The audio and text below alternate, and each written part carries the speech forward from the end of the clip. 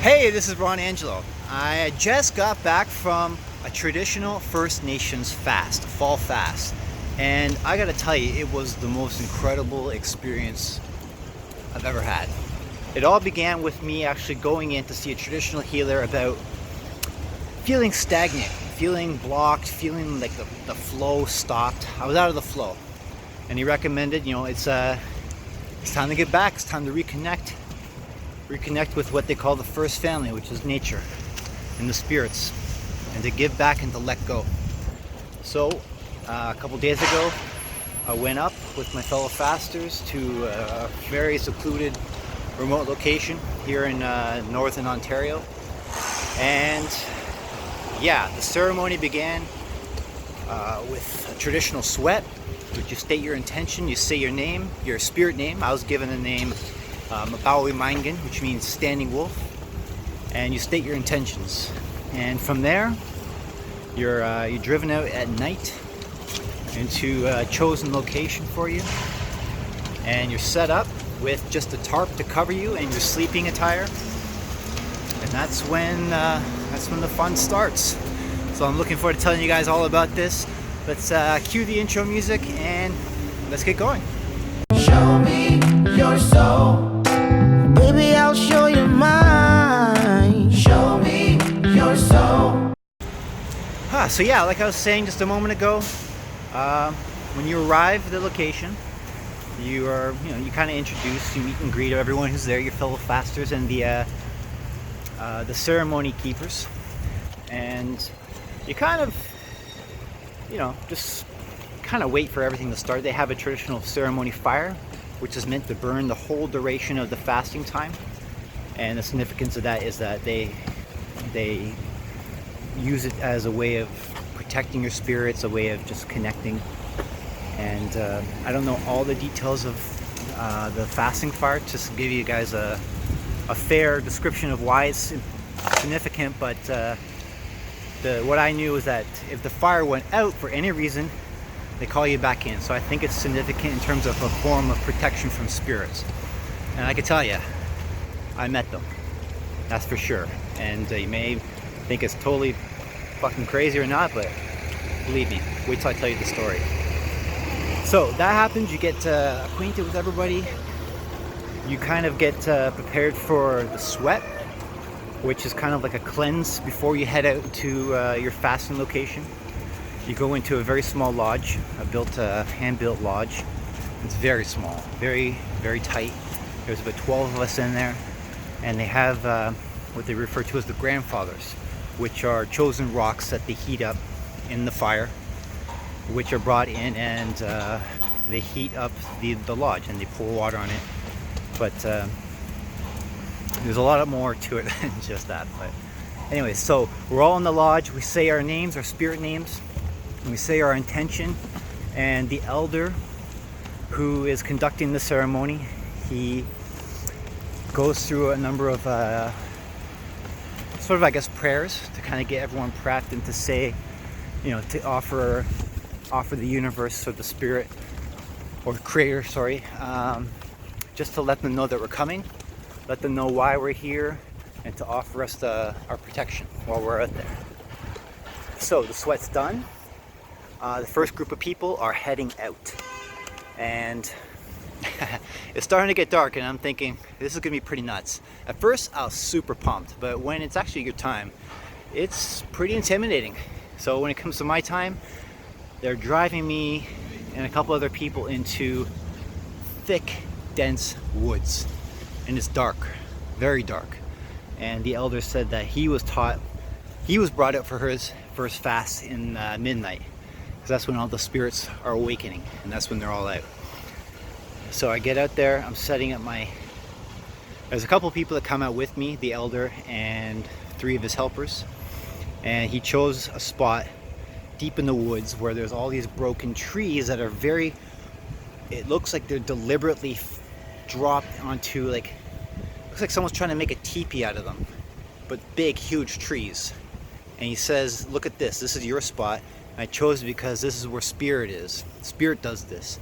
And it's natural in occurrence, but it looks very deliberately chosen the way they fell. It was very odd, very, very weird. So I set up my tarp. You just basically tie a tarp to a tree. I made like what's called a lean-to, which is just basically the tarp on an angle to collect the rain.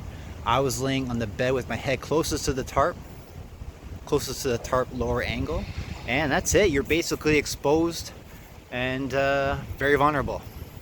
And that was the first night, and then the things started to happen. So like I said, I'm out there, first night, it's pitch black. It's probably around maybe 10 o'clock, but really dark, real dark. You can't see your hand in front of your face. So they help you set up, and then they leave you. You're out there by yourself with just the intentions you brought out there. And me coming from the city, I used to live in the country, but you know, when you haven't been in the woods for a long time, it's very easy to have your mind play tricks on you. And quite frankly, I don't even think my mind was playing tricks on me. It was intense. So the first night I hear, you know, coyotes off in the distance. I'm like, okay, that's okay, no big deal. You hear trees snapping all around you, some far, some close. That's a bit intense. You're like, what the hell's doing that? And I tried to fall asleep. I was like, well, I'm just gonna try my best to fall asleep and just get through the night. So I ended up waking up hearing things getting thrown at my tarp. Little things, not big things, but like maybe acorns or whatnot. Just stuff getting thrown, and stuff that's kind of close, snapping. And I don't know, I just got this feeling that was the spirit he's talking about. Whatever spirit was that needed to connect with me, or that I needed to connect with it, it was calling for me. It wanted to get my attention. So I was taught that the universe, or creator, it can hear your thoughts, it can feel your intentions, but spirits can't. They can't hear your thoughts, so you have to talk to them. So when I felt that, because you feel it, your intuition tells you something's not as it should be, or something's different, right? It's not just I'm in the woods and I'm hearing sounds, you feel something. So I just basically said, hey spirit, it's me, it's Standing Wolf, I'm here, I hear you. And you know, I thank you for letting me be in your home, in these woods. I want to say something, so I'm at least kind of like getting over that terror barrier. And so that I said that a couple times, and the whole time I'm holding on to a ball of tobacco. And if you're not acquainted with a lot of traditional native teachings, the tobacco is a very sacred plant, and it's like a protector, it's a medicine, very powerful medicine. So I'm holding on to my tobacco, and I'm just thinking, oh shit, just get through the night, this is nuts. I'm curled up in kind of like a fetal position. There's no protection, you're completely exposed. So I'm just like, okay, let's just try my best to fall asleep. I was actually falling asleep pretty good, sleeping on and off, and waking up because I kept hearing this thing hitting my tent. It wanted my attention. But I was like, okay, I just can't wait to see the first light, first dawn. And so I fell asleep, and I did wake up, and sure enough, it was dawn. I could see through the forest, and I was like, okay, I felt very relieved, and I felt that once it was dawn, that the spirit wasn't there. It seems like it's like the time for it to go back to its sleep or something, but definitely active in the night, like middle of night. So that was fine. And throughout this whole time, you're not allowed to drink any water or eat any food, and that's part of the ceremony to help kind of give back to, it's like a sacrifice. You're sacrificing yourself for your family, for your spirit, to give back, right? That's a part of giving back, is the sacrifice. So you're not drinking any water, you're not eating any food, and it's part of the traditional ceremony. So it's the middle of the day, the sun's coming up, coming through the trees, and I'm feeling really good. I feel it's actually very peaceful. I feel very connected and at peace with everything. And so I was kind of just saying the things I was there to say, giving up my intention, and what are some of the things I was willing to let go of, and you know, just the course of the day I slept quite a bit, off and on. And yeah, it wasn't until the second night that things really started happening. And let me tell you, it was completely insane, totally nuts, but life-changing. And I got tremendous answers from this next night, that's for sure. Okay, I hope you guys are still with me here. But so day's kind of winding down. I had one of the helpers come and check up on me, see how everything's going, if I'm okay, if I want to bail at that point. But I felt good. You know, you're still super thirsty, you're really hungry, but you know, I felt really good about it. Nothing was just so hardcore that I wasn't willing to see it through. And I was actually supposed to be there for 3 nights, so that was night 1. And so yeah, the day's winding down. He comes and tells me, hey, it's Standing Wolf, there's supposed to be a storm coming, you should prepare for this. So I had extra tarps, so I started making my my shelter a little bit better. Added some extra tarping to protect myself from the rain, at least as best as possible. But you know, it's becoming dusk, and you're thinking to yourself, at least I was thinking to myself at this point, it's like, oh shit, this is actually pretty hardcore. Like, I was brought out there in the middle of the night last time. This time I got to like just start from dusk, from the very beginning. So, you know, I basically is just getting to my shelter, getting to my sleeping bag, knowing that night was coming, and getting ready for it. So again, I heard the coyotes off in the distance, and that's kind of, you know, it kind of gets you concerned a little bit. It's like, well, there's wild animals out here, and yeah, but night it gets darker and darker, and it's actually really peaceful at first. I felt really calm. The wind was blowing just a little bit. There wasn't actually any storm that night, but I was happy to be prepared. But yeah, then I fell asleep. Then I woke up, and then this is when the craziness started. The spirit, if it was trying to get my attention before the other night, it really wanted to get my attention this night. So I'll wake up with the tarp getting lifted, things going, so it's moving big time. Things are getting thrown at it. You hear stuff getting dropped. It was dropping what seemed to be like handfuls of pine needles, and there wasn't a pine tree even close by. So I heard what sounded like a shower of pine needles on it at first, and things bouncing off. Then I was really concerned. I mean, you gotta picture yourself. You're in the middle of the forest, pitch black, by yourself. There's nothing protecting you. You're completely open. You're just sitting in a line of sleeping bag with a tarp over your head. There's nothing, right? And that's the point. But yeah, this is when it really went off. I mean, things were snapping all around, like big things, big trees snapping, falling over. Whatever it was, whatever the spirit was, whatever was out there, it wanted to get my attention big time. So that was happening at first, then it settled down for a while, and I was, yeah, that's so cool. And I was shitting my pants, I'm not gonna lie, I was super scared. But that settled down, and then I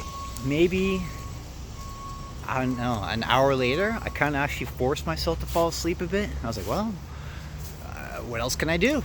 Just fall asleep. And then I heard this sound that I cannot even describe. I heard some sort of thing calling in the woods.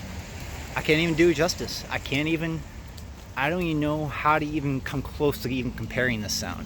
It was like this call. It happened 3 times, and I immediately woke up. And believe me, if you heard this, you would immediately wake up. That's when I was really scared.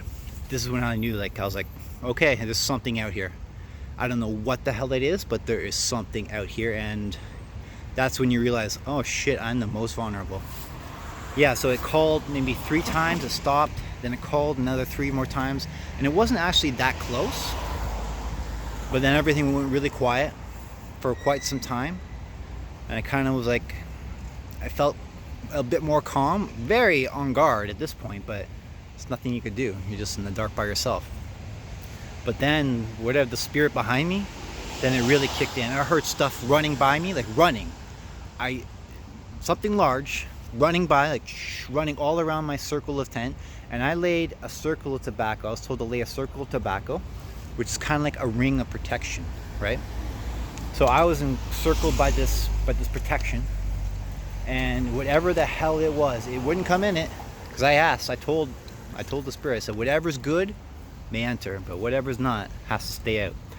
So whatever this thing was, it was running around, smashing trees, and I was scared shitless. I quickly picked up a handful of tobacco, because like I said, it's like a traditional medicine, like a protecting medicine. So I basically, I knew I had to say something. It wanted to interact with me in some way. So I was like, well, I could lay here perfectly still and not make a sound, which I did. And then I was like, well, I gotta say something. I'm here for this reason, right? So I said what I really wanted to go there for. I felt I had a lot of blocks with like momentum with the beams of light. I felt all these things. So I said, hey, this is me. I hear you. This is why I'm here. I said it very quickly. I said, can you help me with this? I know that you're a spirit that may help me. Can you help me with this? So I threw a piece of tobacco kind of by the edge of where the tarp would be. And just moments later, I'm not kidding when I say this, I heard something come up, sniffed the tobacco I just dropped, and then I heard more running around. And it was fucking intense. Like, fucking intense. I can't even articulate just how helpless I felt. But the lesson, this is the lesson, what I needed to learn was to trust. Right? I had to trust that I was protected. And that's the main lesson I got. It was the universe will, it's not about like protection per se, but in this instance, it was the trust of protection for myself. But the universe, if you trust in it, whatever you're asking for, right? It will deliver it to you, which I woke up safe. Nothing hurt me. Nothing physically hurt me or anything like that. There wasn't anything that was trying to hurt me. Physically, at least that night, but it was the trust. I felt calm on the inside. I felt very calm, but it was my head that was going nuts. My mind was going crazy, right? Rightfully so. I mean, it's super scary. It's scary facing the unknown. The blackness and what was out there is the unknown. The unknown, like anything that you're going through. You may be scared of whatever endeavor you're going into, because it's unknown, it's blackness, this is the darkness. You don't know what's out there, and maybe there's things that can hurt you, right? Not necessarily physical beings, but maybe like a business endeavor. You're scared to get hurt. You're scared to get hurt in a relationship. It's the blackness and the unknown that we're scared of. But it's the faith that everything's going to be okay is what the lesson was for me. And that's what I took from that, and that was the greatest lesson, is the faith that everything is going to be okay. And I kept reminding myself, I was picturing everything that could go wrong, bears or who knows what, right? But it was the faith that I'm protected and I'm safe. Everything's gonna be okay. That's what I took from that. That was the greatest lesson I could have ever learned. That how protected and how looked after we actually are, right? How powerful our connection is with the universe. We believe. It's just a simple thing as belief. Even when facing the darkness, right? The darkness being the unknown of what's to come. That's the lesson I took from that. And that's something I hopefully, if you're listening to this, can really relate to, is that whatever you're facing, just have faith, unbreakable faith, because you're protected, you're guided, and the universe has your back.